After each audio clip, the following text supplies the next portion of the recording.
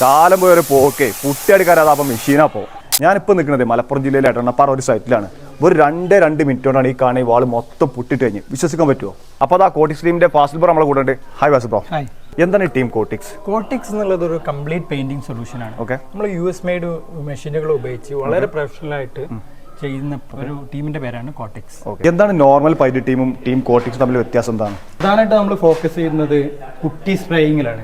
ഒരു 30 ദിവസം കൊണ്ട് ചെയ്യേണ്ട ഒരു വീട് ഒരു 15 ദിവസം, അതിന്റെ പകുതി സമയം എടുത്ത് നമുക്ക് അവർക്ക് തീർക്കാൻ പറ്റും. അതാണ് അതിന്റെ പ്രത്യേകത. ഇപ്പൊ ഞാൻ നോർമലി ചോദിക്കുന്നത്, ഇപ്പൊ ഈ മെഷീനൊക്കെ വെച്ച് നോക്കുകയാണെങ്കിൽ സാധാരണക്കാളും എക്സ്പെൻസർ കൂടുതലാവോ? ഇല്ല, സാധാരണക്കാളും കുറവാണ് ചെയ്യാൻ. കാരണം എന്ന് വെച്ചാൽ മെഷീൻ ഉപയോഗിക്കുമ്പോൾ കൂടുതൽ ലേബേഴ്സിന് നമുക്ക് സേവ് ചെയ്യാൻ പറ്റും.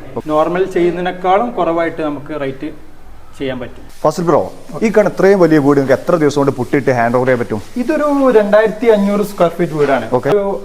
ഒരാഴ്ച മാക്സിമം ആണ് അതിന്റെ ഉള്ളിൽ നമുക്ക് തീർക്കാൻ പറ്റും. അപ്പൊ എന്റെ ഡൗട്ട് എന്താ വെച്ചാൽ ഇത്രയും പെട്ടെന്ന് സ്പ്രേ ചെയ്ത് തീർക്കുകയാണെങ്കിൽ ക്വാളിറ്റിക്ക് എന്തെങ്കിലും കോംപ്രമൈസ് വരുമോ? ഇല്ല, ക്വാളിറ്റിയിൽ യാതൊരുവിധ കോംപ്രമൈസ് ഉണ്ടാവില്ല. അത് കോട്ടെക്സിന്റെ ട്രസ്റ്റ് ആണ്.